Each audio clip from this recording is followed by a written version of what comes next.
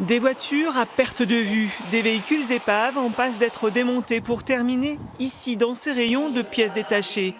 Particuliers et garagistes viennent profiter de ces professionnels du recyclage pour réparer à des prix plus abordables. Une pratique courante mais ponctuelle pour les professionnels de la mécanique.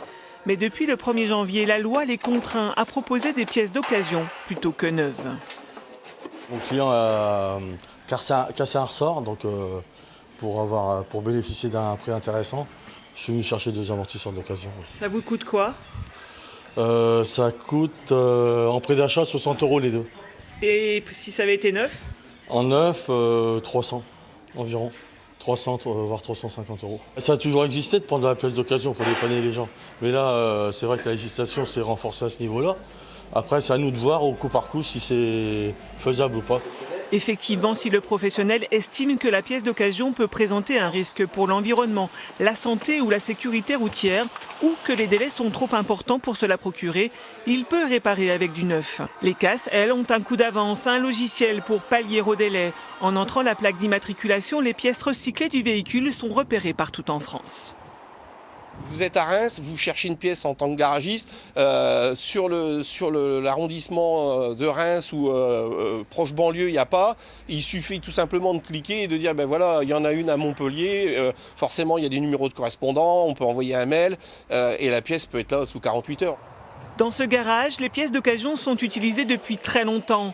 Carrossier depuis 30 ans, Philippe Lefleur a toujours récupéré un rétro, une aile, un capot, une portière dans les cases de la région. Une pratique qui, depuis quelques années, est bien mieux organisée. On téléphonait chez les casseurs, on demandait ce qu'on avait besoin. Ils nous disaient qu'ils avaient, on prenait notre caisse à outils, on démontait sur place et puis on revenait avec la pièce qu'on avait besoin. Donc aujourd'hui, c'est un peu moins compliqué. Un peu moins compliqué, on appelle le magasin, il nous dit s'il est en stock ou pas, il nous livre et puis on n'a plus besoin de se déplacer. Garnissage intérieur, vitrage, optique, pièces mécaniques ou électroniques devront être proposés d'occasion par le garagiste à son client, à l'exception des trains roulants, des éléments de la direction, des organes de freinage entre autres. Si la pièce d'occasion est déjà bien présente chez les garagistes, c'est plutôt l'organisation autour de la pratique qui inquiète. On a quand même des bonnes remises sur les pièces d'occasion. Hein. Oui, je pense que là-dessus, on est bien. Il y a des bonnes remises, il y a des bons. Mais après, c'est toujours la disponibilité, quoi. C'est toujours le même problème. Après, il n'y a pas toutes les pièces qu'on cherche en occasion, quoi. Le professionnel qui ne recommandera pas l'utilisation de pièces recyclées s'exposera à une amende entre 3 et 15 000 €.